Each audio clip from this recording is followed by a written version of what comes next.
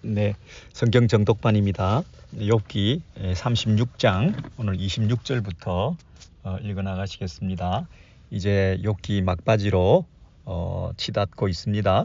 이제 곧 끝이 날 텐데, 우리가 오늘도 한 절 한 절 읽어 나갈 때 조금 지루한 느낌이 있지만, 이제 오늘 36장 후반부부터 37장까지 이제 마지막 엘리후의 네 번째 설교가 끝이 납니다. 그리고 나서는 이제 38장부터는 드디어 결론적으로 하나님께서 등장하셔서 이 모든 것들에 대해서 말씀해 주시게 되는데, 우리가 그것을 기대하면서 오늘 엘리후의 네 번째 설교 마지막 부분을 우리가 살펴보겠습니다. 욥기 36장 1절부터 우리가 25절까지는 지난주에 이 사람에 대해서 행하시는 하나님에 대해서 우리가 살펴봤습니다. 36장 1절 이하에 쭉 보시면 하나님께서 엘리후가 뭐라고 얘기를 했냐면, 나를 지으신 이, 3절에도 나를 지으신 이, 그리고 5절 이하에도 보시면 하나님은 전능하셔서 아무도 멸시하지 아니하신다. 이 사람에 대해서 누구도 멸시하지 아니하신다. 모든 능력을 가지신 분이시지만 한 사람 한 사람에 대해서 관심을 가지시고 그 한 사람 한 사람에 대한 그 심판, 공의를 베푸시고 또 그들을 향하여 억눌린 사람들에게 대해서는 그들을 살려주시고 신원해 주시고, 그게 6절이죠. 악인에 대해서는, 고난받는 자에 대해서, 불의한 사람에 대해서 한 사람 한 사람을 향한 하나님의 그 섭리가 높으시고 전능하신 분, 하나님은 능하셔서 모든 것을 아시고 모든 것을 가지신 그분의 지혜로 5절에서 그렇게 우리가 배웠습니다. 그의 지혜가 무궁하사, 그렇죠? 그리고 의인에게 눈을 떼지 아니하시고, 7절입니다. 그의 눈을 의인에게서 떼지 아니하시고. 여러분 계속 전반부 36장은 사람에 대해서 하나님께서 능력을 나타내셨는데, 그 하나님 앞에서 우리가 모든 것을 하나님께서 다 아시고 능하신 분이시기 때문에 우리가 할 수 있는 것은 그저 하나님 앞에 순종하고, 그죠? 그래서 12절 이하에 보시면 만일 그들이 순종하지 아니하면 그랬잖아요. 11절에는 만일 그들이 하나님께 순종하면, 순종하면 하나님 앞에 형통한 날을 보낼 것이고, 순종하지 않으면 칼에 망하게 된다. 그 얘기를 쭉 공부했습니다. 그래서 그 25절까지 주로 악인과 선인 하나님 앞에서 모든 것을 감찰하시는 그분 앞에서 정신을 차리고 분노하지 말고, 그리고 물질을 의지하지 말고 그렇게 살아야 된다 하는 것을 쭉 말씀해 주셨죠. 악한 마음을 품지 마라. 그래서 그 부분이 25절까지 살펴보았다고 한다면, 이제 26절부터는 하나님은 높으시니, 하나님은 위대하신 분이시다. 요 같은 표현이 이제 26절부터 나오기 때문에 이제 여기서부터 새로운 단락이 시작되는 거죠. 하나님은 높으시고 하나님은 위대하신 분이시고 하는 것을 전반부에 얘기하고 나서 하반부에는 하나님께서 높으시고 능력이 많으시고 크신 분이신데, 위대하셔서 그분은 어떤 분이시냐면 우리가 알 수 없는 분이라. 우리가 그를 알 수 없고, 어떤 부분에서 알 수 없느냐 하면 그의 횟수를 헤아릴 수 없다. 헤아릴 수 없다는 것은 우리가 측량할 수 없다는 뜻입니다. 계산할 수 없다, 찾아낼 수 없다, 우리가 카운트해 볼 수가 없다, 그런 뜻이죠. 이해를 초월한다. 하나님은 우리가 알 수 없는 분이시고 또 측량이 불가능한 분이고 헤아릴 수가 없다. 근데 뭘 측량하느냐 하면 그의 횟수를 헤아릴 수 없다. 그의 횟수라는 것은 뭡니까? 하나님의 나이를 말합니다. 하나님의 나이를 헤아릴 수 없다. 하나님의 연수에 대해서 우리가 계산해 볼 수 없다. 그런 얘기죠. 여러분, 우리가 흔히 지구의 나이를 얘기할 때가 있습니다. 지구의 나이, 그리고 우주의 생성의 기원, 이런 얘기를 하죠. 그래서 잘 모른다고 할 때도 사람들이 뭐라고 얘기하느냐 하면 수천 년 전이다, 수만 년 전이다, 수억 광만 년 전이다, 뭐 이러면서 이렇게 잘 모른다고 하면서도 나름 과학적으로 검증하고 추측하고 계산해 가지고 이 지구는 얼마가 되었다, 뭐 이런 얘기를, 나이를 추측하기도 합니다. 그죠? 그런데 하나님의 나이는 전혀 더 추측할 수 없다는 거죠. 그의 횟수를 헤아릴 수 없다. 왜냐하면 그분은 시간을 초월해 계시기 때문에. 그렇죠. 시간을 초월하시는 우리 하나님, 그분을 우리가 헤아릴 수가 없다. 그분에 대한 지식을 우리가 다 가질 수가 없다. 그 얘기를 하면서 예를 들면 어떤 거냐 하면 27절입니다. 자, 27절 이하로는 쭉 이제 자연 세계에 대해서, 그 이전에는 뭐라고 그랬습니까? 인간 세계에 대해서, 인간의 삶에 대해서, 선과 악에 대해서 하나님께서 어떻게 이 땅에서 행하시는지를 우리가 잘 알 수가 없다. 그분은 높으시고 위대하신 분이시다. 이렇게 얘기를 했는데 26절부터는 이 자연계에 미쳐 있는 하나님의 그 능력에 대해서 우리는 그저 경외심을 가지고 그 신비함에 대해서 우리는 이해 불가하다, 측량할 수 없다, 이렇게 얘기를 하고 있는 거죠. 예를 들면 27절에 그가 물방울을 가늘게 하시며 빗방울이 증발하여 안개가 되게 하시는도다. 물을 가늘게 이끌어 올리신 적 그것이 안개가 되어 비를 이루고, 이게 무슨 말입니까? 그 증발, 물이, 이 땅에는 물이 가늘게 되어서 올라가 가지고 안개처럼 되어 가지고 그것이 증발하는 것을 말하죠. 그리고 올라가서 응결이라 그러죠. 뭐 구름을 형성하고 그래서 다시 그것이 강수, 다시 비가 내리는 거, 증발, 응결, 강수, 이 패턴을 반복하는 이 원리에 대해서 우리가 도저히 알 수 없는 일이 일어나고 있다는 거죠. 이 과정은 정말 초월적이다. 우리가 설명하기 어렵다.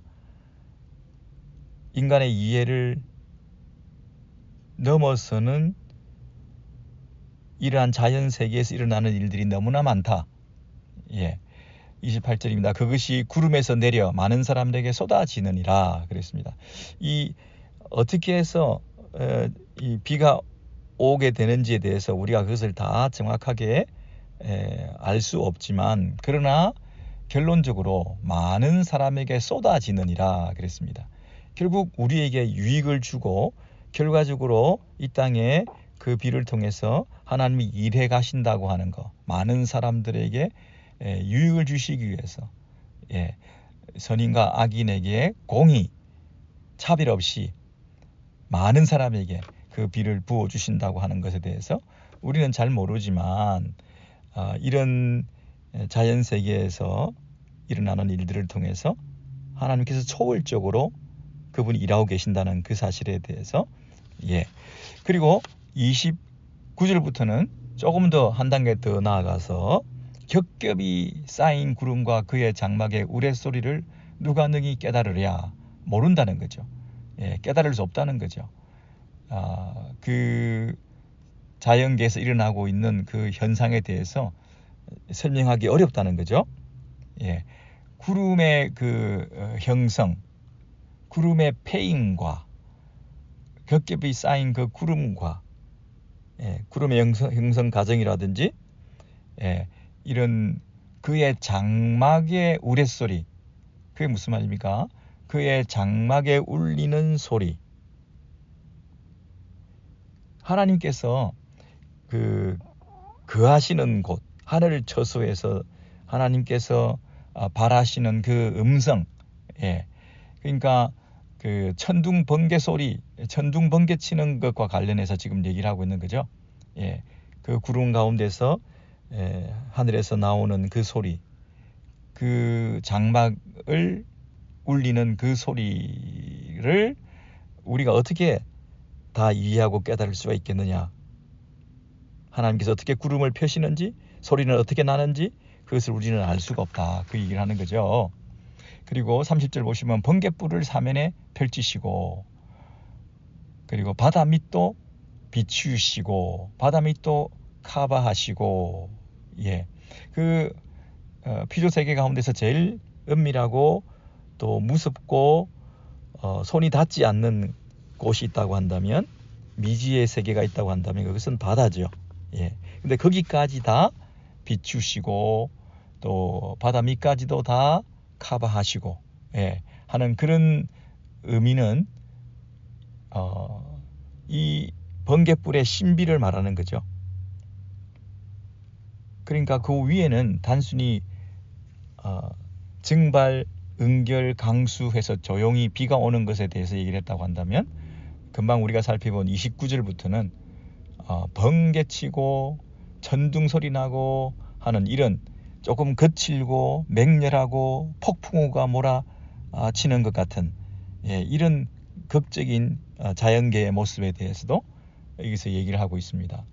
31절, 이런 것들로 만민을 심판하시며 음식을 풍성하게 주시느니라. 자, 여러분, 그 27절부터 그 내용을 한 번 더 보시겠습니다. 위에는 비가 조용히 물방울을 가늘게 하시고 그 빗방울을 형성해 가지고 이 땅에 다시 비를 내리시고 하는 이런 과정을 우리가 잘 모르겠지만, 그러나 그것이 어떤 유익을 준다고요? 28절, 그것이 구름에서 내려 많은 사람에게 쏟아진다. 그래서 유익을 준다고 그랬죠. 예, 선인과 악인과 상관없이 많은 사람에게 비를 내리시는 그 하나님. 그 다음에 29절부터는 폭풍우가 치고 번개치고 천둥소리 나고 하는 일들이 어떤 과정을 통해서 그런 일들이 왜 일어나는지도 우리가 잘 모르지만, 그러나 29절입니다. 31절입니다. 그런 것을 통해서 31절에 이런 것들로 만민을 심판하시며 음식을 풍성하게 주시느니라. 만민을 징벌하시며 또 식물을 풍비히 주시느니라. 넉넉하게 먹거리를 주시고, 예. 여러분 여기 보시면 그 폭풍우가 치는 것이 두렵고 경외심을 가질 수밖에 없는 그런 현상들이지만, 그것도 하나의 목적이 있다는 것입니다. 하나님의 목적에 따라서 이 모든 일이 일어나고 있다는 거죠. 자연계의 현상들이 그냥 아무렇게나 이 막 벌어지고 있는 하나의 랜덤한 현상이라기보다는 그 과정과 그 원리를 우리는 다 모르지만, 하나님은 당신은 목적을 가지고 그 일을 이루고 계시는데, 어떤 목적이냐면 만민을 심판하시기도 하고, 예, 폭풍우가 치고 비바람을 통해서 이 땅에 징계하시기도 하고, 어떤 사람에 대해서는 음식을 풍성히 주시는 것이다. 예, 심판과 구원, 예, 이 공의와 사랑, 이런 것들이 동시에 이렇게 나타나는 하나님의 표현 방법이 바로 이 자연계의 현상이다. 이렇게 말을 하는 거죠. 신비하고 이해 불가능한 이런 섭리, 이 자연계의 현상, 이런 것들을 통해서 하나님은 당신의 목적을 이루시고 그 결과로 우리에게는 유익을 얻게 된다. 때로는 폭풍우를 통해서 엄청난 피해를 일으키고 심판을 행하기도 하시기지만, 때로는 땅을 비옥하게 하고 땅을 잘 풍성하게 만들어서 더러운 것들은 다 쓸어내 버리시고 깨끗한 환경 속에서 또 넉넉하게 음식이 자랄 수 있도록 우리에게 공급해 주시는 이런 방법으로 하나님께서 일하신다는 것입니다. 그래서 하나님께서 우리들 가운데에도 어떤 일들에 대한 이해가 우리가 부족하다고 해서 하나님이 안 계신다든지 이 세상을 안 다스리신다든가 아니면 내 생각에 틀렸다 불의하다 해서 하나님이 어렵지 않다라고 얘기를 한다든지 공평하지 않으시다 이렇게 얘기를 해서는 안 된다는 얘기를 넌지시 이 엘리후가 욥에게 하는 것입니다. 욥은 지금 하나님의 공의로우심, 하나님의 의로우심에 대해서 퀘스천 마크를 가지는 듯이 얘기를 했다는 것 아닙니까?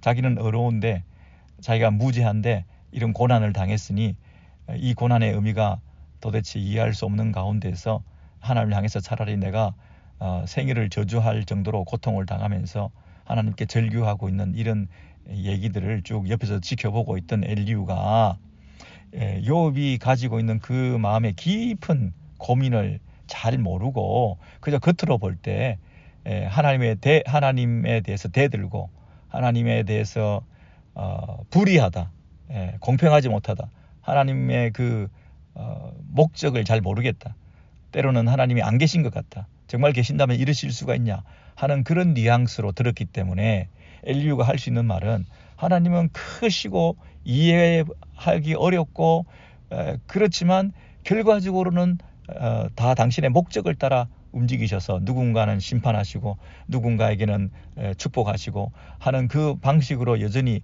이 자연계에서 일하고 계시는 것처럼 때로는 조용한 비를 내리셔서 선인과 악인에게 동일하게 유익을 주시기도 하는 방법으로 일하시기도 하고 때로는 막 폭풍우를 치셔서 사정없이 몰아세우시고 번개와 이 우레소리를 통해서 우리를 간섭하시고 계시는데 그것이 때로는 비옥한 땅에 풍성한 열매를 맺을 수 있는 그런 방법으로도 일하시고 누군가에게는 심판으로 쓸어버리시기도 하고 하는 그렇게 일하시는 하나님이라는 거죠. 그러니까 너도 지금 하나님에 대해서 잘 모르겠다, 하나님은 뭐하고 계시나, 하나님은 세상을 안 다스리신다 이렇게 말하지 말라는 거죠.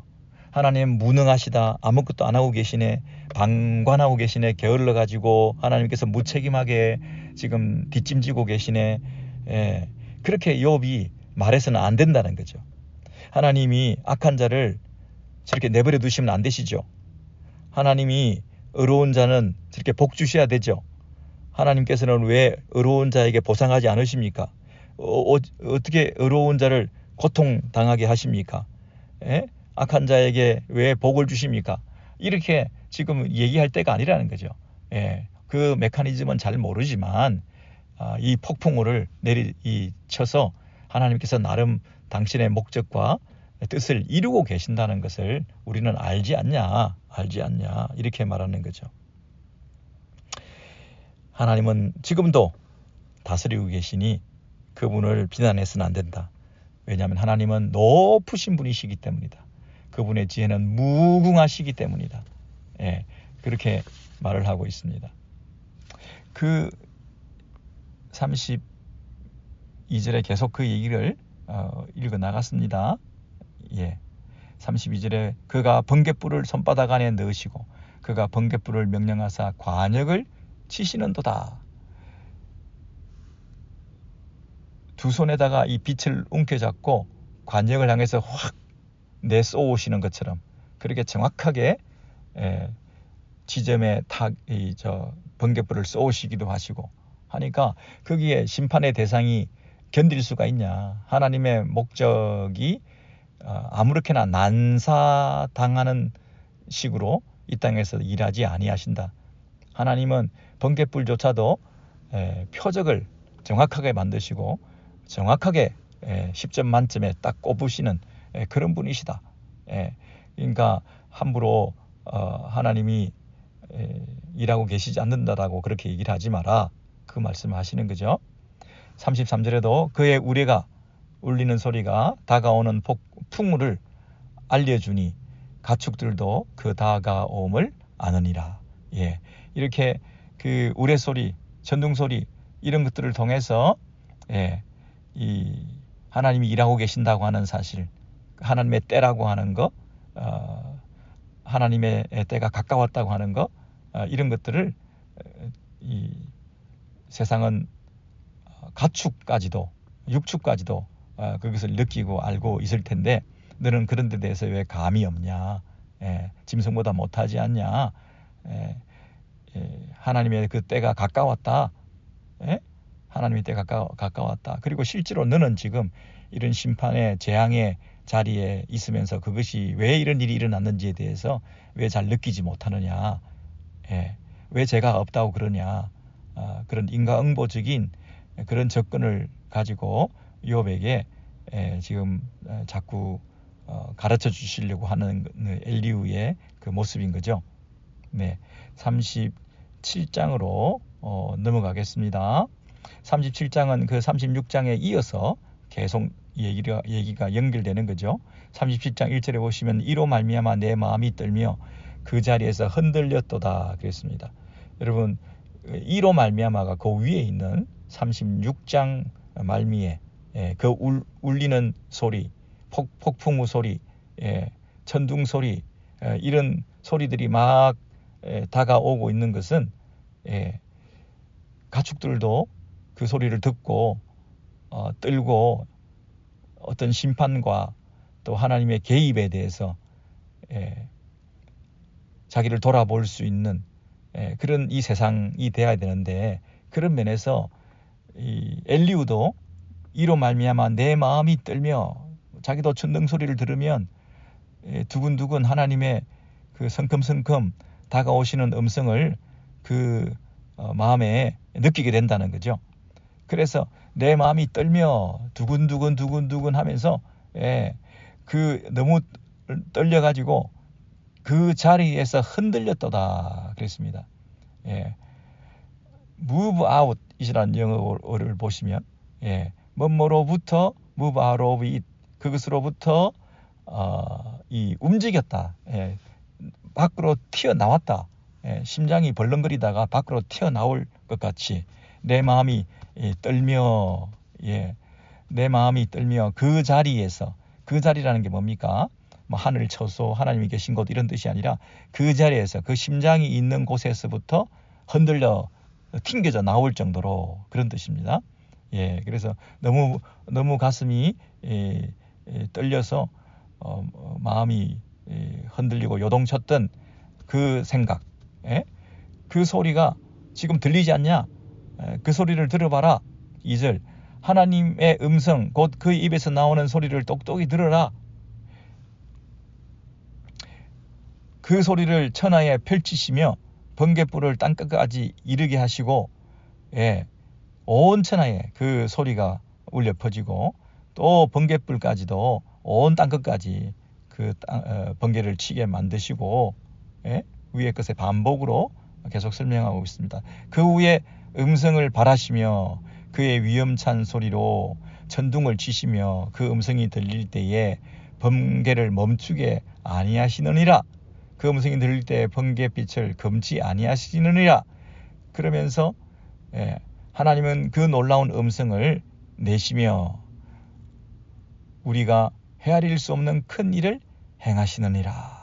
그래서 천둥, 번개, 얼마나 그 두려운 존재며 우리가 설명하기 어려운 그런 현상입니까? 그것을 5절에서 이렇게 말합니다. 놀라운, 기이하게, 그리고 헤아릴 수 없는, 제가 아까 첫 부분에 말씀드렸죠. 측량할 수 없는 거다. 헤아릴 수 없는 것이다. 그 얘기 드렸습니다.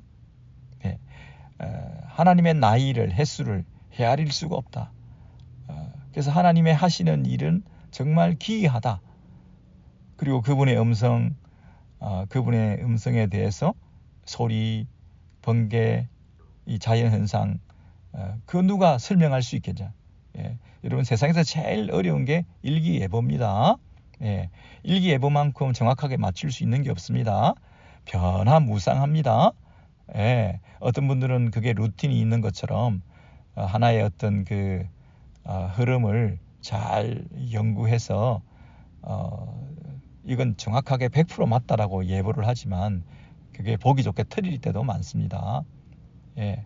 그리고 절대 아니라고 했는데 그것이 맞게끔 될 수도 많습니다. 물론 전체적으로 볼 때 온 세계의 이 자연계의 환경의 현상들이 많이 어그러지고 또 오염되고 인간의 그 욕심 때문에 이 이상 기온 같은 것들이 많이 오게 되었습니다만은 일반적으로 말해서 이 세상의 그 날씨를 예측한다는 것은 참으로 어려운 일입니다.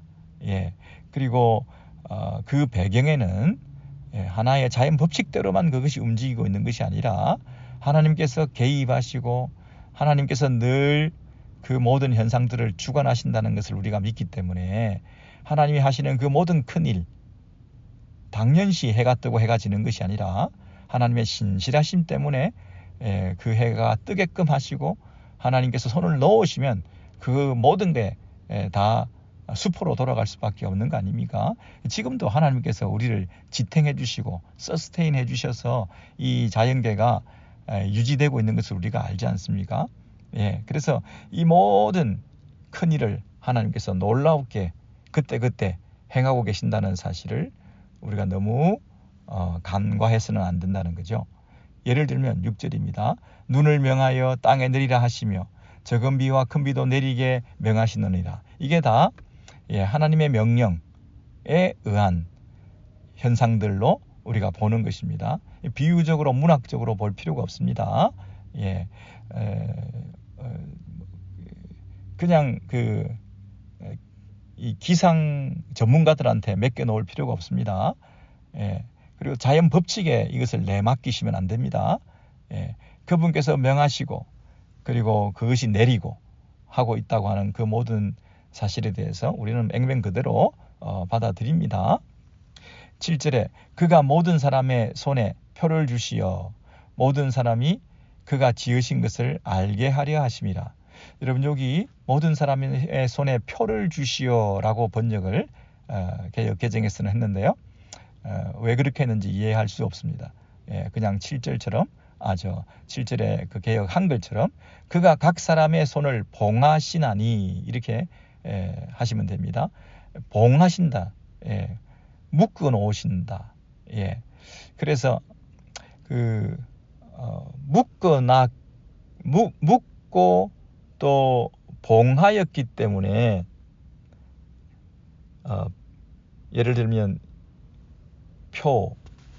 표라는 번역을 하였는지는 모르겠습니다. 왜냐하면 모든 것을 봉했을 때 거기에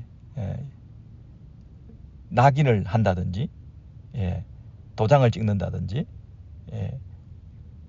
더 이상 손댈 필요 없다고 하는 고정을 시킨다든지 그렇게 표를 붙여놓고 이게 다 완성되었다 이렇게 말을 할 수 있으니까 모든 사람의 손에 표를 주었다 이렇게 번역이 가능할 수도 있겠습니다만은 여기서는 모든 사람의 손을 봉하시나니 아무것도 할 수가 없다 이런 뜻입니다. 사람의 손을 봉해놓고 묶어놓고 인간의 능력으로 할 수 있는 것이 아무것도 없는 상태에서 하나님께서 이 모든 일을 하셨다는 것을 알게 하려 하심이라. 우리가 조금이라도 꼼지락거리면 내가 뭘 한 것으로 착각하게 만들기 때문에 그저 우리가 할 수 있는 것은 모든 일은 하나님이 하셨습니다. 이 모든 비 내리고 번개치고 하는 이 폭풍우가 불고 하는 모든 이 메커니즘 속에서 그저 우리는 바라보고 있을 수밖에 없는 것이지 우리가 거기에 어떤 개입을 한다거나 관여를 할 수 있는 것이 아무것도 없는 상태. 우리는 이 자연 현상 가운데서 그저 손을 봉하고 더 이상 움직일 수 없다고 하는 표를 붙이고 난 다음에 이 모든 일은 하나님이 하셨습니다 라고 우리가 고백할 수밖에 없다는 것이죠.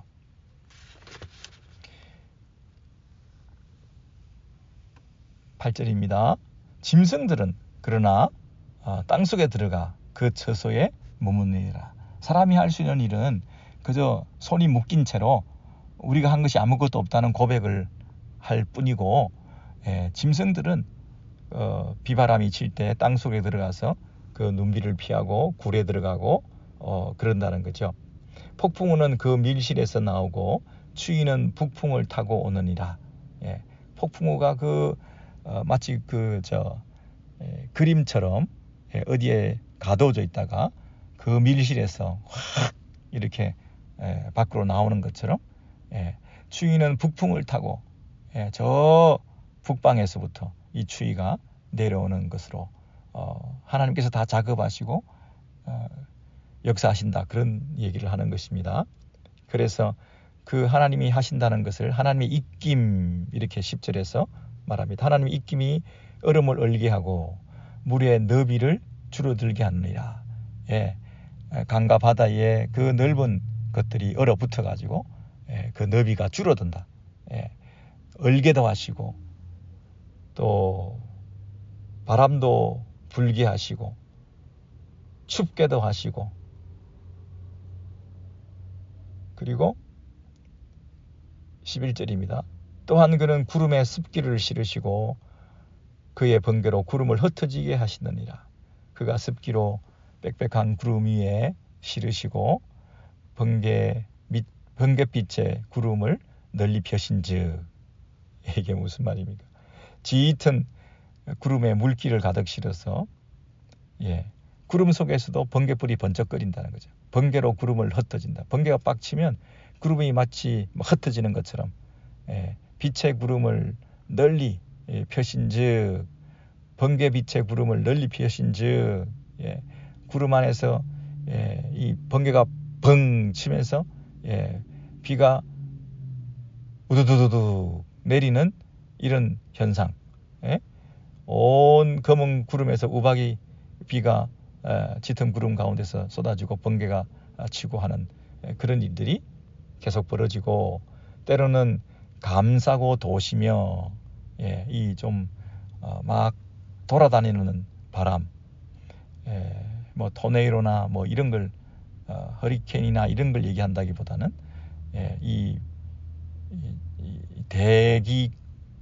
대기권에서 일어나는 여러 자연 현상들에 대해서 설명하는 것 같습니다. 그는 감사고 도시며 그들의 할 일을 조정하시느니라. 다 하나님이 조정하시고 하나님께서 일하고 계신다.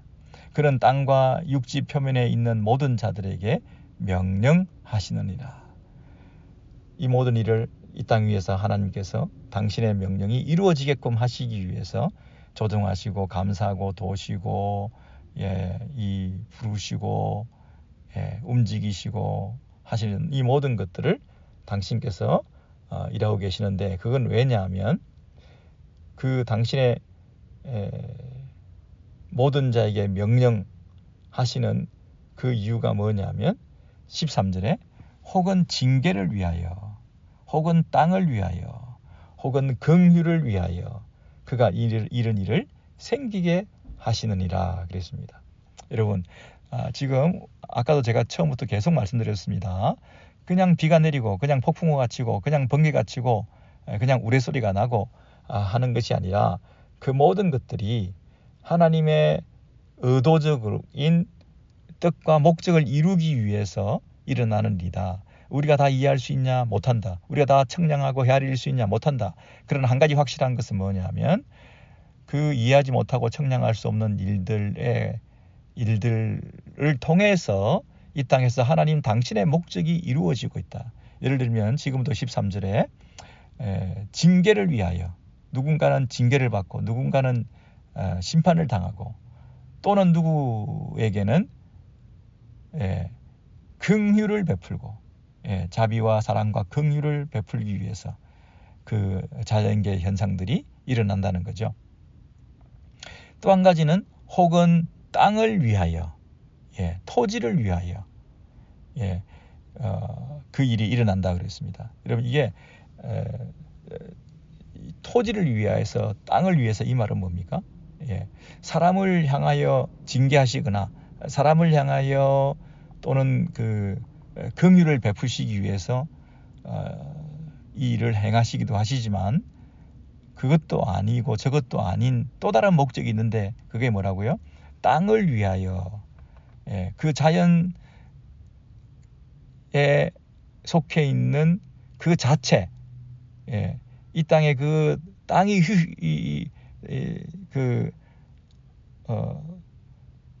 비옥해질 수 있도록, 그죠? 굳이 열매를 많이 맺어서 많은 수확을 얻음을 통하여 우리가 긍휼을 입는 것이 아니라 그 땅 자체를 위해서 수확이 없다 하더라도 그 땅 자체가 휴지기를 가지도록 그 땅이 그 땅 자체를 목적으로 해서 하나님이 일하시기도 한다는 거죠. 이해되십니까? 그저 이 땅에서 일어나는 자연계의 현상들, 비가 오고 바람이 불고 하는 그 모든 일들이 다 사람들의 유익만을 위해서 비가 오고 바람이 불고 하는 게 아니라는 거예요. 그 땅 자체를 위해서도 하나님께서 비를 내리시고 눈도 내리시고 바람도 불게 하시고 한다는 거예요. 그 땅을 지키시기 위해서, 땅을 비옥하게 만드시기 위해서.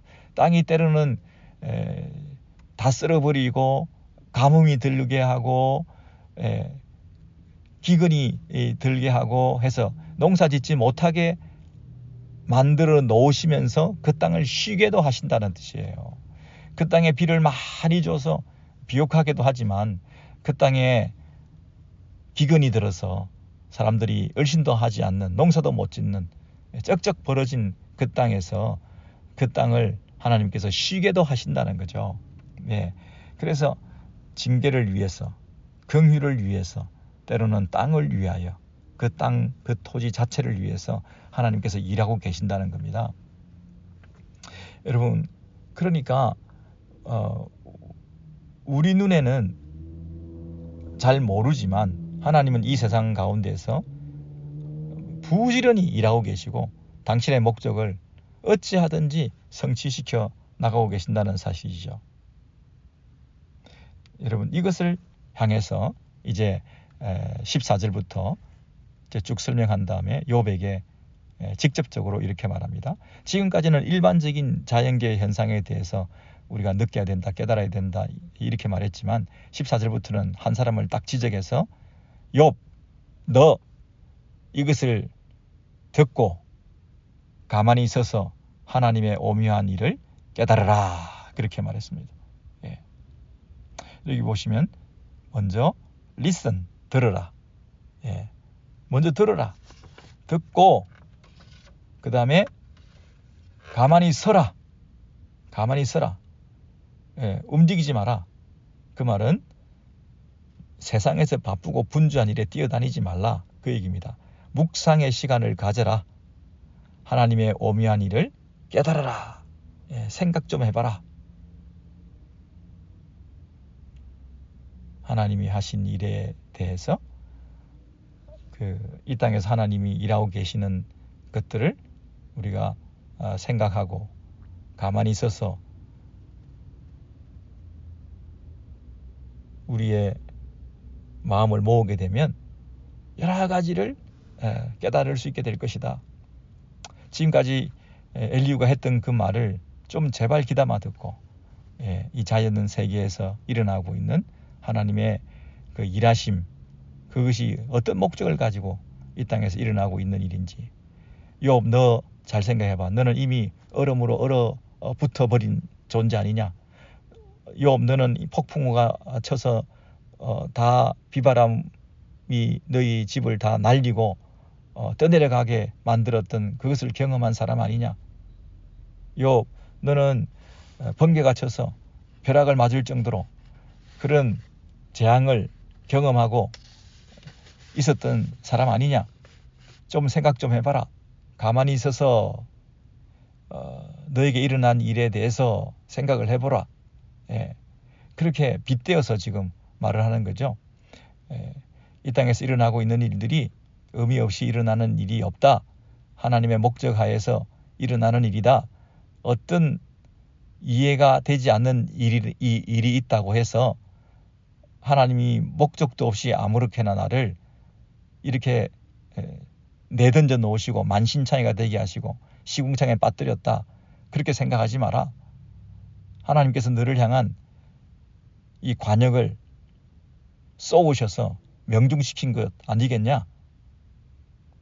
이렇게 오묘한 일을 깨달아라, 이렇게 말하고 있는 거죠.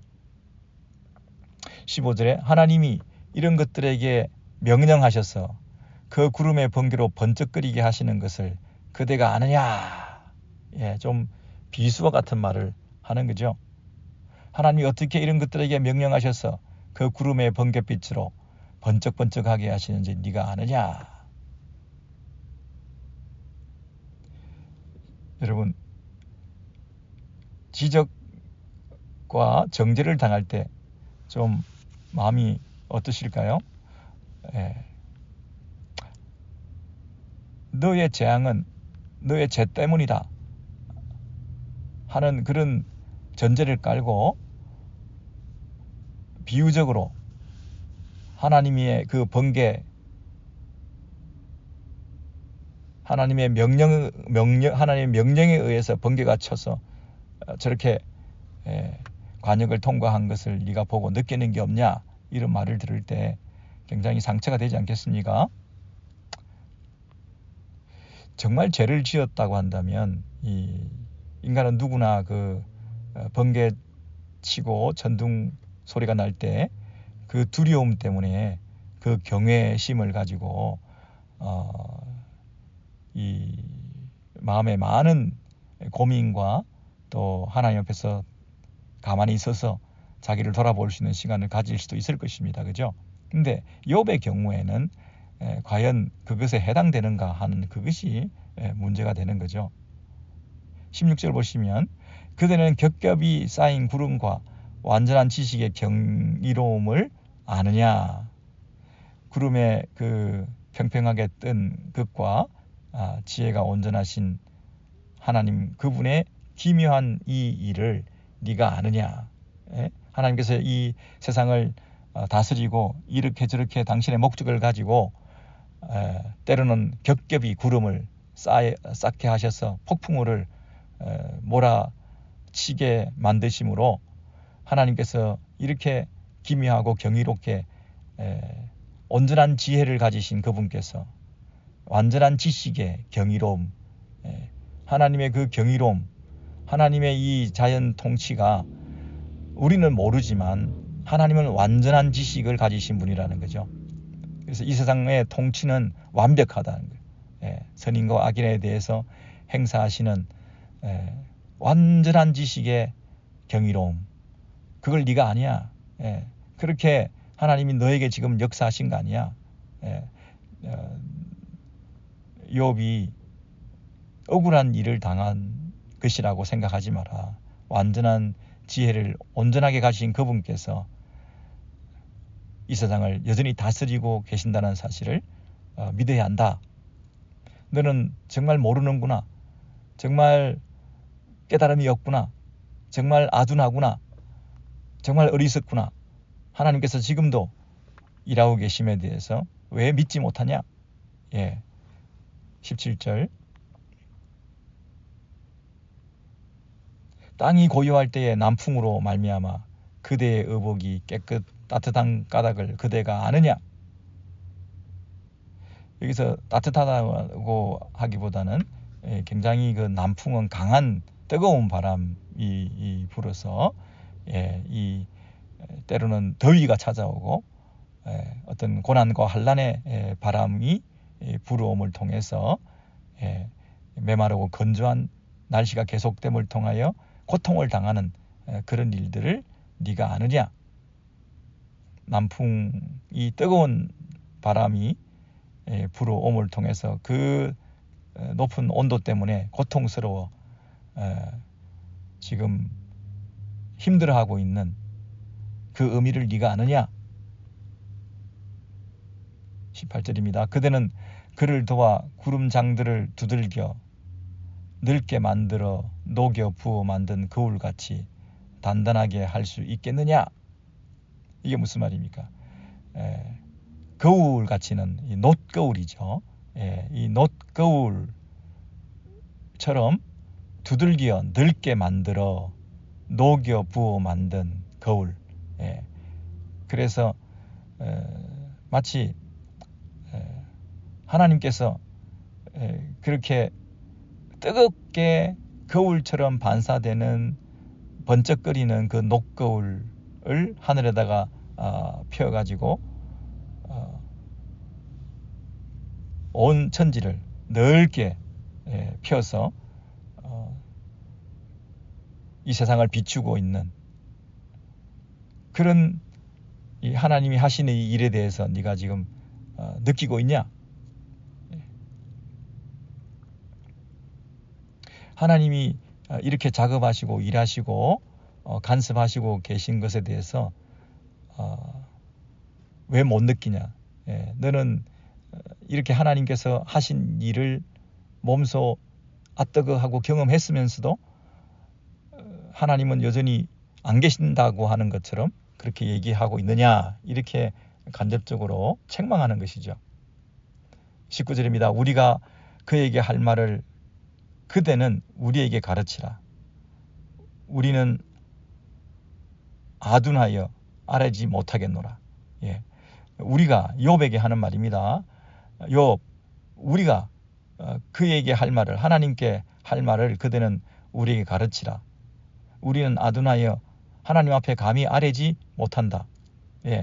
우리는 정말 뭘 몰라가지고 아둔해가지고 지혜가 없어서 하나님 앞에 감히 한마디도 못하고 있는데 그대는 뭘 그렇게 많이 안다고 하나님 앞에 할 말이 그렇게 많아서 이 얘기 저 얘기 하나님 앞에 불평하고 원망하는 듯이 그렇게 말을 하냐.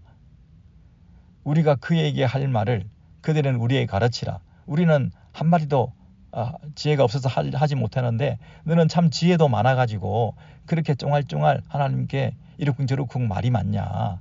이 크신 하나님, 위대하신 하나님, 이 세상을 당신의 목적대로 다스려 가시는 그 하나님 앞에서 참으로 공평하고 질서 있게 하나님의 그 통치를 이렇게 분명히 보고 있으면서도 너는 그 하나님 앞에 불의하다. 나는 무죄한데 왜 이런 재앙을 주셨냐 라고 하며 하소연하듯이 하나님 앞에 계속 얘기를 하고 있는 것은 네가 마치 또 다른 무슨 지혜를 가진 것이냐 얘기를 하는데 하나님보다 더 지혜롭다는 말이냐, 하나님보다 더 어렵다는 말이냐. 우리는 감히 그런 말 못한다. 우리는 그런 지혜 없다. 우리는 아는 게 없다. 우리는 아둔해서 감히 하나님 앞에 이러쿵저러쿵 얘기할 게 없는데 너는 그렇게 할 말이 많냐, 또 할 말이 있냐, 정말 또 말해봐라. 우리도 한마디 해볼 수 있으면 좋겠네. 우리는 그렇게 참아 못하는데 그렇게 욥을 비꼬면서 그렇게 할 말이 많은 것에 대해서 책망하는 그 얘기를 지금 그렇게 말하는 것이죠. 20절 내가 말하고 싶은 것을 어찌 그에게 고할 수 있으랴. 삼켜지기를 바랄 자가 어디 있으랴.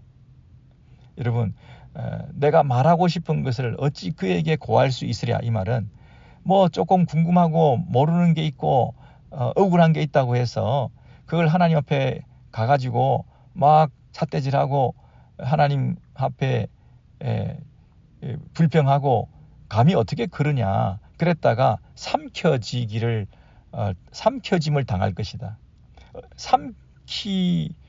삼키우기를 바란다.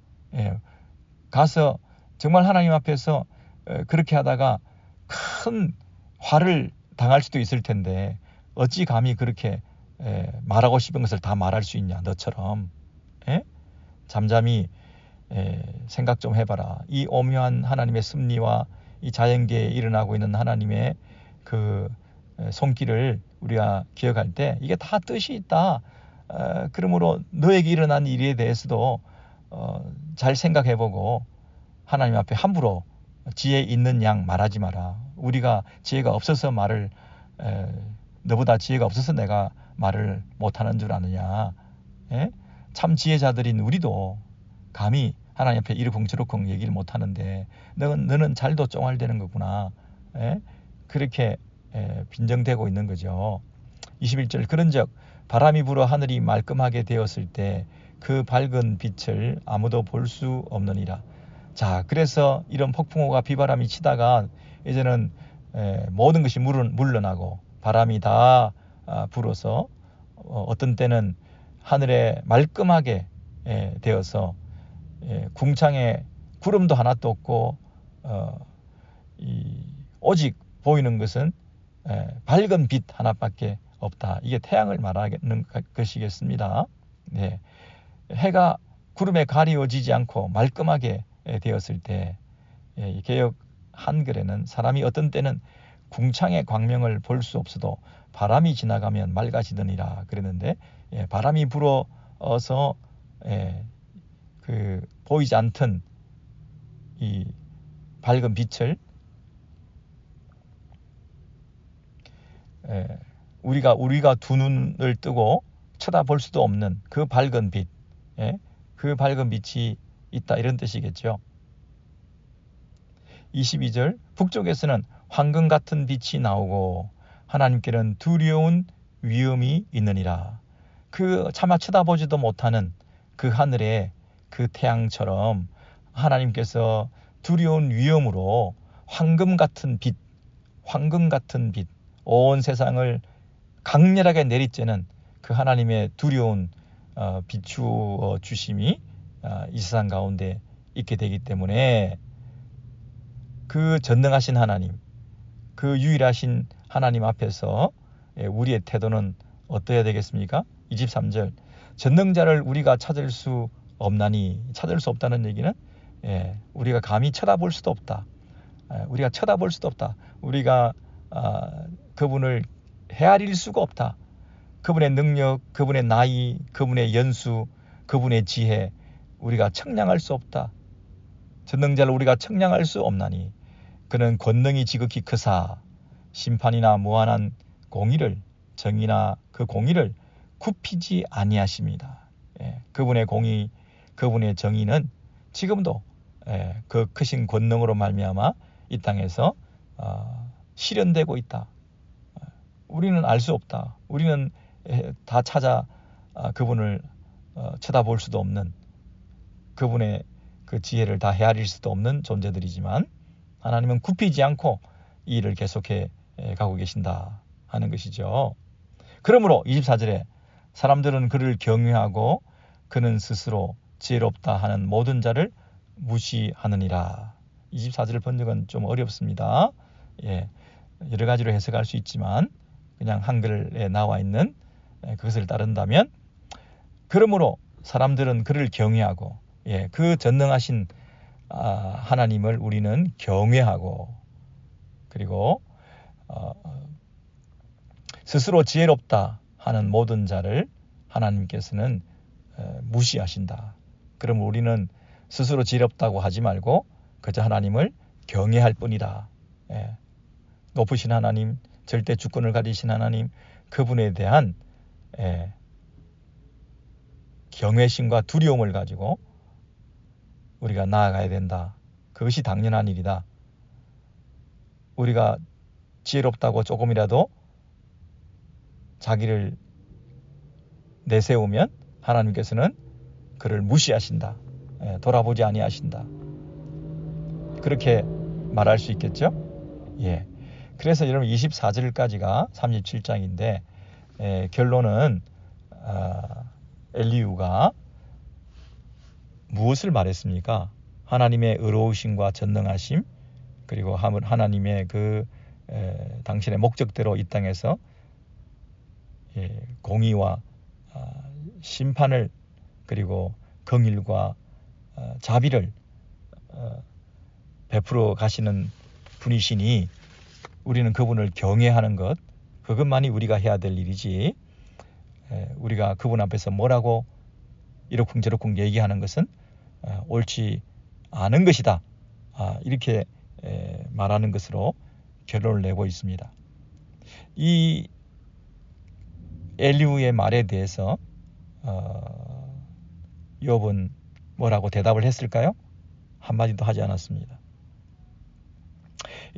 왜 욥이 마치 눈을 감고 그 얘기를 잠잠히 듣기만 하고 있고 아무런 반응을 보이지 않는 것 같은 그런 모습을 취한 이유가 뭐겠습니까?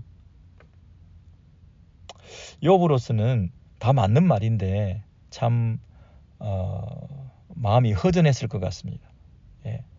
하나님에 대해서 충분히 엘리후가 여러 가지 자연현상에 예를 들면서 그것이 무의미하게 막 쏟아지는 비나 바람이 아니라 번개나 천둥소리가 아니라 다 하나님의 음성이요 다 하나님의 행동이요 다 하나님의 일하심이라고 하는 때로는 긍휼을 베푸시고 때로는 징계를 하시고 때로는 하나님께서는 그 땅 자체를 위해서도 일하시고 하는 그 다양한 방식으로 하나님의 목적이 지금도 집행되고 있다 하는 얘기를 들을 때 욥이 나에게도 그런 하나님의 간섭하심이 분명히 있구나라고 공감하기보다는 그저 눈을 감고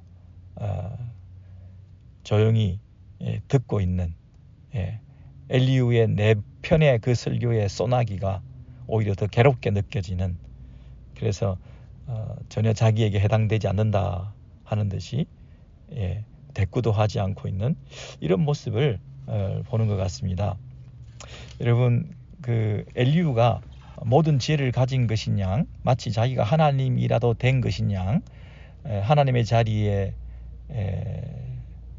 서서 이 자연계의 운행을 얘기하면서 이 모든 자연 현상들의 하나님의 손길과 지혜가 행동이 의미가 담긴 것이라고 잘 설명을 했지만 그러나 조금 지나친 감이 있는 거죠. 자신이 마치 창조 작업에 이 자연 세계의 섭리와 운행에 다 참여한 것처럼 그렇게 잘 모든 걸 다 잘 아는 것처럼 그렇게 얘기를 했는데 그 지혜롭다고 하는 엘리후가 잘 알지 못하는 게 뭐였습니까, 여러분? 그가 모든 걸 다 아는 것처럼 얘기를 했지만 사실은 천상회의 욥기 1장 2장에서 있었던 하나님과 사탄의 그 대화 그리고 까닭 없는 자에게를 까닭 없이 하나님을 경외하겠습니까?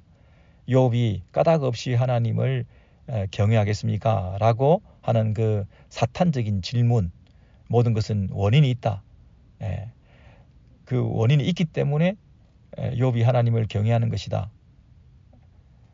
라고 하는 그 프레임을 적용해서 욥을 향하여 공격하고 있는 그 영적 싸움이라고 하는 것을 이 엘리후는 몰랐지 않습니까? 우리가 모든 것을 다 안다. 심지어 자연계에 일어나고 있는 창조의 원리까지 내가 다 안다. 이 땅에서 일어나고 있는 법과 도덕의 그 윤리와 법칙까지도 내가 다 안다. 가장 지혜로운 사람이 바로 나다. 라고 했지만 그러나 천상에서 일어났던 그 영적인 하나님과의 그 애초에 있었던 그 어전회의, 전상회의, 하나님께서 품으셨던 그 원래 의도, 그거를 아는 사람은 엘리후가 아니었거든요. 엘리후가 그것을 모를 수도 있다. 엘리후가 그것을 알았다면 지금 욥에게 이런 어드바이스를 하지 않았겠죠. 그래서 이 땅에서 일어나고 있는 그 모든 자연계, 인간 세계, 그리고 이 도덕 세계, 모든 세상 땅끝까지 다양한 인종들과 만남 속에서 모든 그 지혜를 득했다고 한다 하더라도 천상에서 심지어 창조의 영역에까지도 우리가 가서 얘기를 하는 그런 정도의 지식을 가졌다 할지라도 그러나 천상에서 일어난 그 일에 대해서는 우리가 모를 수도 있다는 거죠. 그래서 엘리후의 한계가 여기에 있는 것입니다. 그리고 그 엘리후가 가지고 왔던 잣대, 그 신학적인 틀, 그것이 때로는 너무 잔인했죠. 예. 하나님의 주권이다. 하나님께서 이 모든 것을 당신의 목적대로 일하고 계신다. 그저 우리가 할 일은 찍소리하지 마라. 그저 경외심을 가지고 그분을 높이기만 해라. 엘리후는 하나님이 이렇게 높으신 분이고 자연세계를 질서 있게 당신의 목적대로 다스려 나가시기 때문에 그분의 그 번개, 그분의 그 우레, 그 소리 하나하나에 하나님께서 당신의 목적을 실어서 어떤 사람에게는 번개를, 어떤 사람에게는 천둥을, 어떤 사람에게는 비를, 어떤 사람에게는 그것이 징계가 되고 어떤 사람에게는 그것이 긍휼이 베풀어지는 그런 일들, 때로는 그 땅 자체만을 목적으로 하나님의 그 선하심이 이 땅에 부어지고 있는 그런 이 역사를 하나님께서 이렇게 모든 것을 온전한 지식을 가지신 그분의 이 경외의 대상이신 그분이 이 모든 일을 잘 감당하시니 너는 뭔가 이상하다. 내게는 거기에 걸맞지 않는 일이 일어났다. 내가 억울하다. 이런 말을 자꾸 하면서 뭐라고 쫑알대지 말고 그저 하나님의 그 오묘하심을 잘 깨달아서 그분을 찬양하는 일만 우리가 해야 될 일 아니냐 라고 하나님의 절대 주권을 이렇게 강조하는 이 엘리후의 신학에 대해서 우리가 좀 숨막힘을 느끼는 거죠. 물론 우리가 하나님의 절대 주권이라고 하는 중요한 교리를 우리가 믿습니다. 예, 너무나 귀한 것이죠. 이 하나님의 절대 주권을 믿지 않고 인간의 어떤 행동, 인간의 결정 이것을 너무 의미 있게 생각하는 우리 교파는 우리가 받아들일 수가 없는데요. 하나님의 절대 주권, 하나님의 무한하신 은혜, 예, 그것을 강조하는 것 옳습니다. 그런데 그런 신학이 인간이 숨도 못 쉬게 만들고 찍소리도 못하게 만들고 우리가 겪고 있는 이 고통의 문제에 대해서 하소연도 못하게 만드는 그런 신학이라고 한다면 너무 신학의 잔인함이죠. 그 잔인한 신학으로 말미암아 우리가 너무 짓눌려 있는 거죠. 하나님의 절대 주권, 우리는 아무것도 못해. 우리는 아무 소리도 하면 안 돼. 그분이 다 제일 잘 하신 것이고 제일 잘 해주신 것이고 제일 잘 해주실 것이기 때문에 그냥 믿고 따라와 라고 하는 그 교리는 맞지만 그러나 그것에는 항상 사랑과 긍휼 그리고 우리의 아픔을 공감하는 이 성육신과 낮아짐의 자세, 위에서 끌어당기면서 올라와 이것만 믿어 옆에서 정죄하는 것이 아니라 그 아픔에 동참하여 무릎을 꿇고 하나님을 함께 바라보자. 하나님의 신실하심과 절대 주권을 믿자. 이런 그 따뜻한 신학이어야 되는데 잔인한 신학이 되어서 우리를 숨막히게 만들고 있는 것은 아닌가. 하나님의 위대하심을 찬양하자. 좋습니다마는 그러나 우리가 눈물 흘리고 있는 우리의 현 상태, 고난당하고 있는 이유를 알 수 없는 고난을 당하고 있는 이 마음의 하소연, 이런 가운데서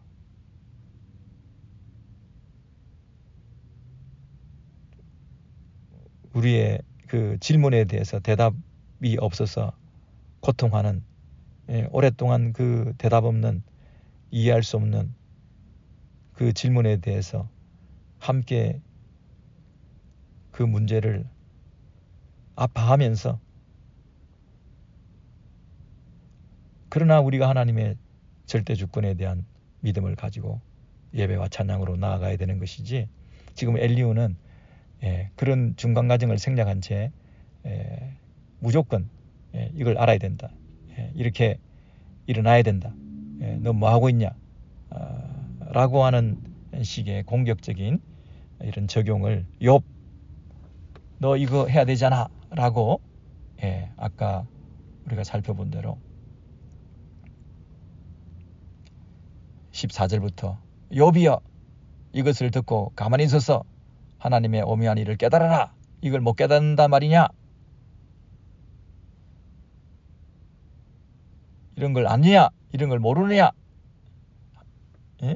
그렇게 책망조의 그 어떤 분위기를 물씬 우리가 느끼게 되는 것입니다.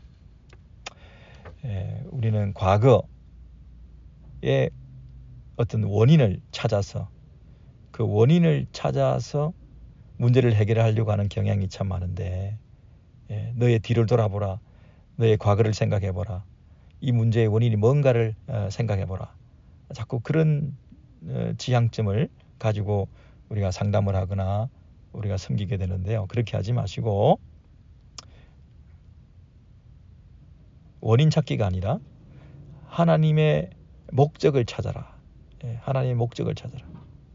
하나님께서 어떤 목적을 가지고 이런 일을 하셨을까 하고 뒤를 보지 말고 과거를 보지 말고 위를 보라. 손을 뻗쳐 그 하나님이 나를 향하여 가지신 그 계획에 대해서 인정하고 그리고 이제는 앞으로 어떤 목적을 가지시고 하나님께서 미래적으로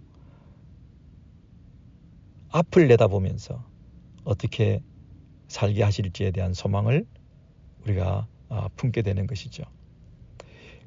날 때부터 소경된 자가 이 사람이 왜 이렇게 됐냐? 그의 과거, 그의 그 죄, 그의 원인, 이 사람 때문이냐, 이 사람의 부모가 죄를 범한 것 때문이냐, 원인 찾기에 골몰하지 말고, 그 사람의 죄나 부모의 죄가 아니라 하나님께서 영광 받으시기 위해서 그 인생을 통해서 하나님께서 하실 일이 뭐냐? 위를 바라보라. 그 사람의 죄를 찾아내려고 하지 말고 하나님께서 가지신 그 우리를 향하신 뜻이 무엇인지에 대해서 묻고 그리고 그를 일으켜서 하나님의 주권, 하나님의 그 심판, 하나님의 책망 속에서 내 원인을 자꾸 찾으려고 하지 말고 하나님이 나를 향하여 가지신 하나님의 목적, 그것을 이루시기 위해서 앞으로 나는 그 목적대로 어떻게 살아갈 것인가. 과거적인 것이 아니라 미래적인 것으로 뒤를 캐고 죄를 찾는 것이 아니라 하나님을 바라보고 위를 바라보시면서 하나님의 목적을 향하여 우리가 마음을 모으고 왜 이런 일이 하지 말고 어떤 목적으로 이 일이 이렇게 하나님을 향하여 우리가 겸손하게 손을 들 때에 여기에 바로 하나님의 절대 주권을 신뢰하면서도 여전히 우리를 따뜻하게 찾아오시는 그런 성령의 음성을 들으실 수가 있을 것 같습니다. 자, 다음 장에 우리 38장을 우리가 좀 미리 읽어오시면 좋겠습니다.